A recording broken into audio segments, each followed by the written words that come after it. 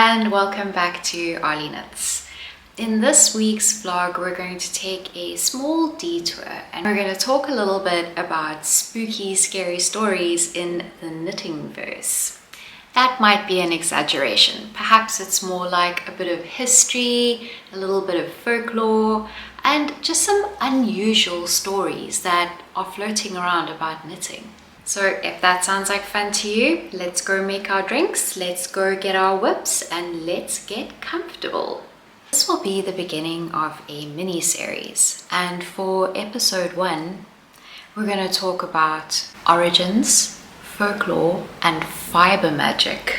Knitting is one of the oldest technologies that humanity still uses. It probably originated in the Middle East somewhere between the 5th and the 11th century. Originally, it was a utilitarian craft using hand-spun wool, and it spread to Europe via trade routes. Early knitting primarily made functional garments like socks, hats, sweaters, gloves, but it transitioned slowly from a regional necessity to a global art form. And from what I've gathered online, it is older than most countries, older than modern science, and it's older than any written record. And hidden inside of its history, we find religious rituals, maritime superstitions, magical sheep, cursed garments, and a very real belief that knitting could actually bind people together. Beyond cozy hobby circles, knitting crosses paths with a multitude of very unusual subjects. And because it's fundamentally a binary, grid-based system, it pops up in some of the most unexpected chapters of human history. The Hidden History of Knitting, Chapter 1, The Lost Origins. One of the strangest things about knitting history is that nobody actually knows exactly where it began. All the information we have is based on speculation. Because knitting was generally done using natural fibers, and because natural fibers decay relatively quickly, the earliest surviving artifacts we have can be placed somewhere between the 5th and the 11th century. And that's a very broad gap, which means knitting may be far older than our surviving evidence suggests. Historians generally believe knitting originated in the Middle East, specifically within the Islamic cultures of Egypt. The oldest surviving true knitted objects we've found are highly intricate cotton socks from Egypt, featuring a blue geometric colorwork pattern. They are known as the Fustat socks, and they completely rewrote the history of textiles. They provided physical proof that true hand knitting was an incredibly sophisticated luxury craft centuries earlier than historians originally assumed. And this absolutely sends me because the first surviving knitted objects are really advanced. They had colorwork, shaping, excellent tension control. According to historical records, humanity basically spawned directly into intermediate knitting. But jokes aside, these socks not only showed great skill, but they closed a few cultural gaps too. They showed a link between the migration of colorwork knitting from Islamic world to medieval Europe, which is now one of the most fascinating chapters in textile history. It's not a slow cultural drift, it's a direct result of geopolitical expansion, trade, and royal luxury. As Muslim knitters established themselves in southern Europe, they adapted their colorwork to the preference of climates of European elites. While the original Fustat socks were cotton, artisans in Spain and Italy transitioned to spun silk for royalties and for high-ranking churches with Catholic bishops wearing these lavish silk gloves during Mass. These gloves featured elaborate multicolored geometric patterns on their cuffs, and they were heavily inspired by the Islamic geometric tile work. But enough on socks. Let's talk about some other artifacts that are in adjacent crafts. Chapter 2. Before knitting. But technically, knitting has a predecessor, an ancient fiber technique called Nålbinding. I really hope I'm pronouncing that properly, probably not. It is Danish, and directly translated, it means needle binding. Nålbinding used a large needle and short little tufts of yarn which were knotted together, which meant the fabric that you created with it could not be unraveled. No frogging. Which basically means one wrong move and you could go into an existential crisis that could last for hours. For years, a pair of socks found in ancient Roman Egypt were believed to have been knitted, but in fact they were knot-binded. Knot-binding is arguably humanity's ultimate prehistoric fabric technology. It completely predates knitting and crocheting by thousands of years. Because it survived longest as a continuous tradition in Scandinavia, it's heavily associated with Vikings. But it is actually practiced globally by separate cultures all around the world, meaning they have all managed to come up with the same technique, having never met each other. And I find that very interesting.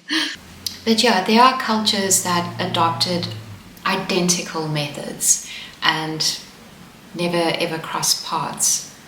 The majority of evidence that people have found in knot-binding below the equator seem to be concentrated largely in South America and the Pacific Islands.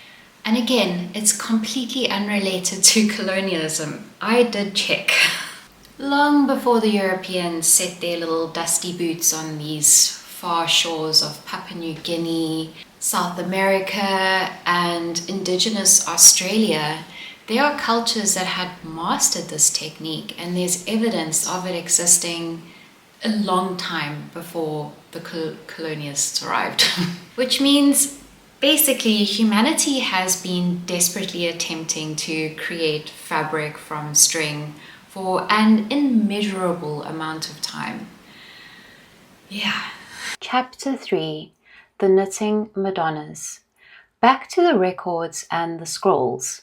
By the 14th century, knitting had spread into Europe, and something really interesting started happening. Religion became deeply intertwined with knitting. Across Germany and Italy, artists began painting scenes known as the Knitting Madonnas, paintings of the Virgin Mary calmly knitting clothes for the infant Jesus. To the casual observer, they looked like sweet domestic scenes, but to textile and art historians, these paintings are critical primary evidence that reveal exactly when advanced knitting techniques entered Europe. Because there are very few physical fabric scraps left from the 14th century Europe, these paintings serve as a visual blueprint for historians. Some noted techniques included knitting in the round. Every single knitting Madonna depicts Mary knitting in the round using multiple needles. She's a bit of a DPN queen, apparently. This proves that medieval knitting was naturally seamless. The concept of flat knitting panels and sewing them together at the seams didn't become popular until the Victorian era. I'm going to take a gander at that and assume it had something to do with shaping and probably structure. Next is technical diffusion. These paintings prove that by the mid-1300s, the advanced colorwork and circular skills developed by the Middle Eastern artisans had fully penetrated northern Italy and Germany. Next we have the purl stitch, which until now was missing. If you look closely at the texture of the garments, Mary is making something entirely out of stockinette stitches. Those smooth V-stitches, they're very visible in the paintings.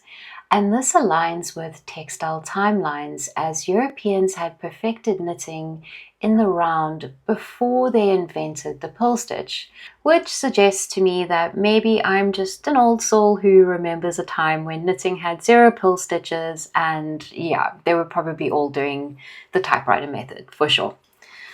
No, I'm just joking. Purling's awesome. These paintings also carry a lot of symbology. Well, allegedly, personally, I happen to think biblical characters were aliens, but that's a different rabbit hole. Here's what they symbolized at the time. Marketing to wealthy women. In the 1300s, hand knitting with fine silk and wire needles was highly fashionable and a very luxurious hobby for upper-class European noblewomen. Paintings of the Mother of God during this exact hobby humanized her and made Catholicism feel deeply relatable and trendy to the wealthy women funding the churches. It symbolized the virtue of domestic labor. Mary was the ultimate standard of Christian motherhood and virtue. The quiet labor of fiber craft was viewed by the church as the perfect expression of patience and devotion, a feminine care, which is hilarious when you know that most of us knit so that we don't commit crimes. But yeah, that aside.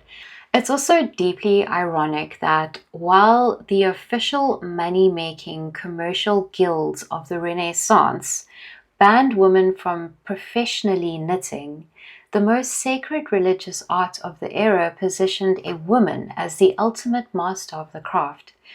If that was confusing, let me explain. It perfectly highlighted the sharp divide between the world of luxury domestic hobbies and the world of commercial money-making in the Middle Ages. Women were encouraged to knit, but only men were allowed to make money off it. Chapter 4: The Soul Trap. So, of course, once humans decided that knitting was spiritually meaningful, the superstitions arrived immediately, as they do. Across European folklore, a widespread rumor started that a knitter should never ever make a flawless garment. I mean, as I get into the story, we may just see that someone's gran was just tired and made the story up, but we'll go on. The myth is a spooky little story that bridges the gap between ancient superstitions and handmade crafts. And the story goes that when you knit or crochet an item, a small piece of your soul gets stored in every stitch. And if the garment is mathematically flawless, interesting choice of words there, spirit could become permanently trapped in those stitches forever. Therefore, the knitter would intentionally leave a little mistake, a little error, if you will, so that the soul could find its way out if it needed to. This little mistake was called the soul trapdoor. And this is some very 14th century shenanigans. And the mechanics of this spirit stitch was that if you noticed a little mistake, it wasn't intentional, but it popped up, a little yarn over, a little hole, a dropped stitch, you were to leave it because you had been gifted this little trapdoor. Again, this is sounding like someone's nan was just like, it's supposed to be this way. The sentiment is that instead of seeing it as a failure, it's seen as a gift, a supernatural gift, if you will, and it gives the knitter a reason to let it be.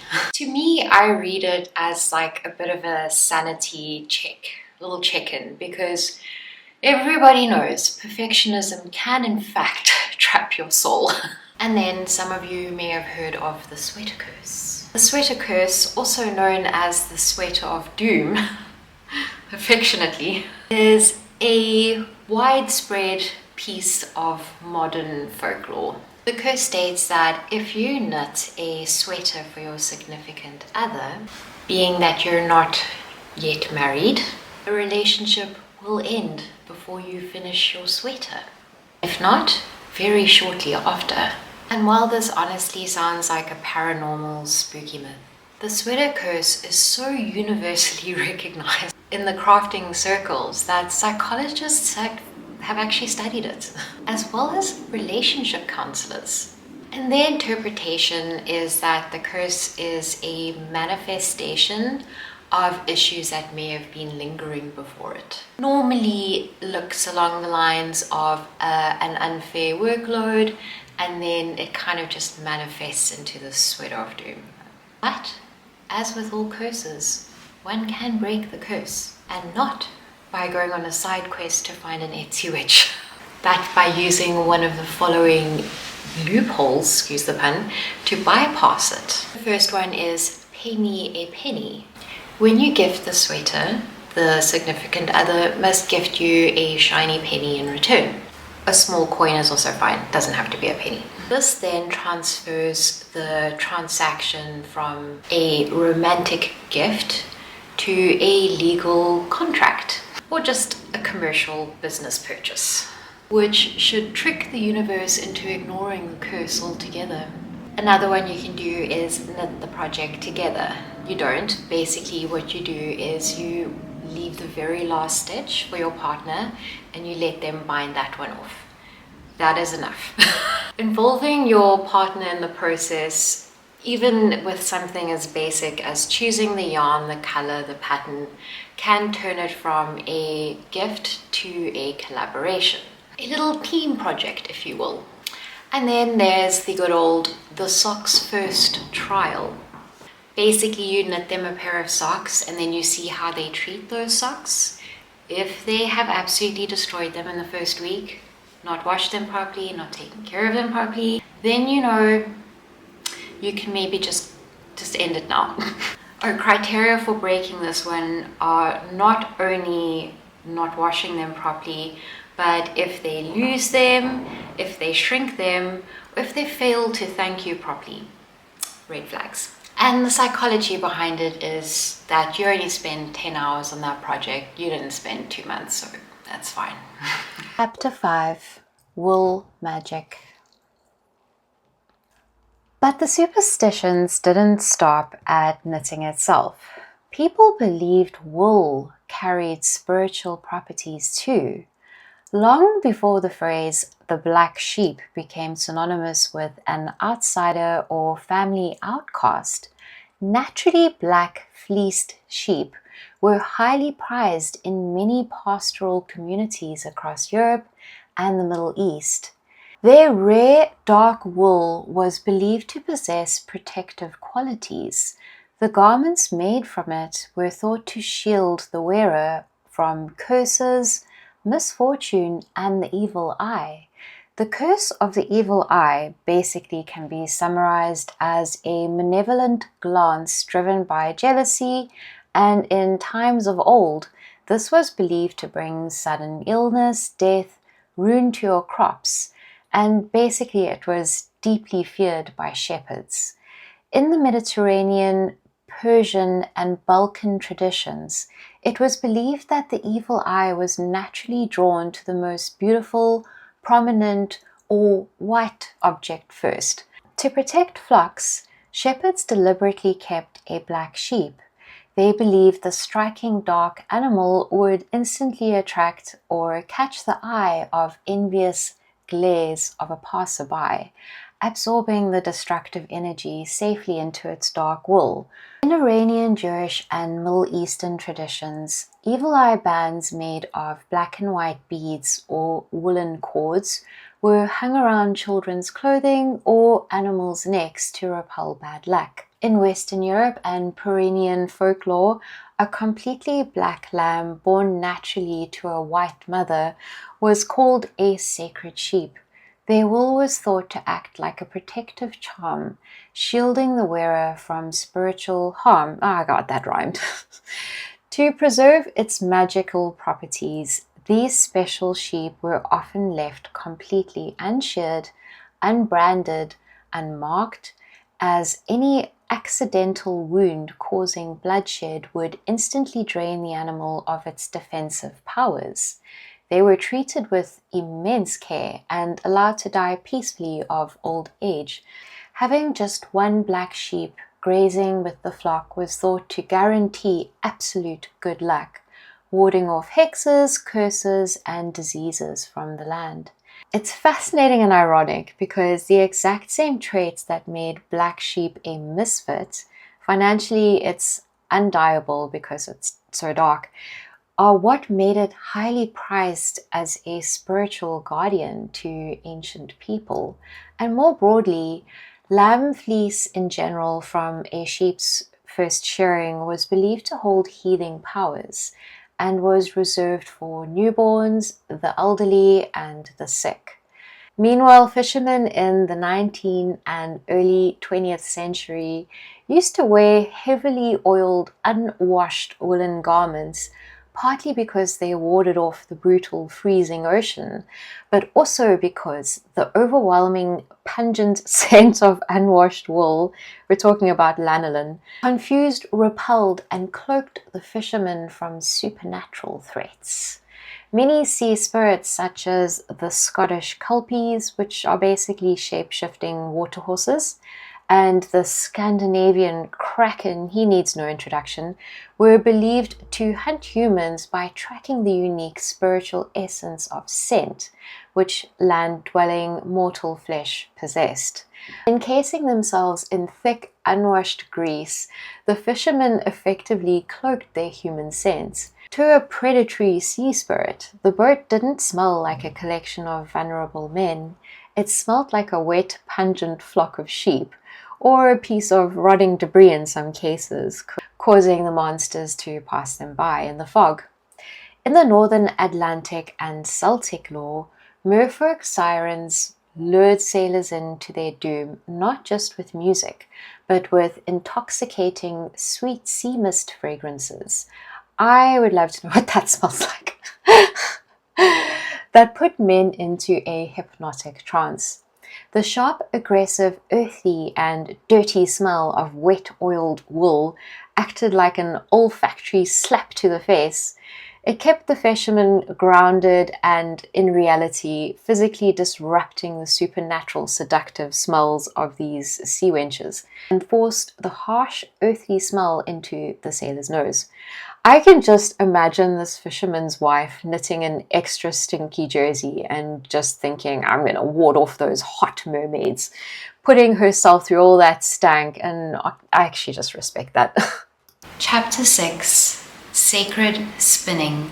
Even the direction in which the yarn was spun carried some kind of sacred, spiritual, even cosmic meaning. In textile arts, yarn is spun in one of two directions, named after the slant that you see when you look at the fiber, or right facing, and then you've got the S twist, which is counterclockwise and left leaning. The Z twist is your industry standard. Most clothing is done with the spin method. However, the left twisting yarn, also sometimes known as the widdershin or just your left spun, was known to hold some powerful conductor of magic. It was dabbling with curses, spiritual binding, and the likes. In European folklore, deliberately spinning your yarn to the left was a direct act of reversing the natural order of the world. Because the sun moves from the left to the right, east to west, which aligns with a clockwise motion in Northern Europe, the left spun yarn, the widdershin yarn, directly translated meant against the sun. Left spun yarn was highly sought out by sketchy healers, dubious people, and, the bad witches. It was believed that a little piece of S-spun yarn could hold spells that a right spun yarn could not. If a witchy woman wanted to do her cursey business, she would spin her yarn to the left and she would chant her curse into the spinning. Or he, I don't want to claim this is a female dominant industry. The witch would then tie knots into that yarn and bind the little curses into it. In Scottish and Celtic folklore, sunwise, clockwise spun yarn could hold good intentions much more powerfully than the other way could. It was generally associated with blessings, protection, and good fortune. Whereas your widdershin, your anti-clockwise, was more commonly associated with banishings, curses, and your more hexy spells, which is fascinating to me for entirely personal reasons. I have so many retrograde planets in my personal birth chart. I feel like maybe someone from back in that day would have a hard time telling me which yarn should I go for. Or maybe they'd recommend a little bit of black sheep yarn. Who knows? And now actually this also makes every accidental twisted cast on or, you know, twisted picked up stitch feel far sinister than it needed to. But I guess whether or not you believe in magical wool, trapped souls, sea monsters, or protective charms, these stories do tell us something interesting about knitting in the greater cosmic context. As far back as we can see, people from every culture have been making yarn and making fabric and putting a lot of meaning into it. It was never just, here's a skein and here's a pair of needles. They saw so much more purpose and depth. And maybe that's why knitting has survived for so long. Because humans need stories, not just sweaters. We are a strange bunch, and knitting has always been really good at holding space for both. Thank you so much for joining me through episode 1 of Strange, Spooky, Scary Knitting Stories. I hope you enjoyed watching it as much as I enjoyed researching it. I know the format of this video is a little chaotic. If you're still here, thank you for bearing with me. I've had a little bit of a rough couple of weeks. I have CPTSD and neurodivergence, and it's kind of just been a lot of things going on. But I wanted to be consistent and I wanted to post something, and I found something that I'm deeply interested in, so I just did it the best way I could. On that note, next week I would love to go deep into the benefits of knitting in the neuroscience world. Basically, how it is so beneficial to people like me and maybe even you. If you're an avid knitter or crocheter, you know that meditative click it gives your brain, that sense of calm. And there is a lot of science behind that we can go into, and we will. So that will be next week's vlog. But until then, happy knitting, and maybe leave one wrong stitch just in case. Bye.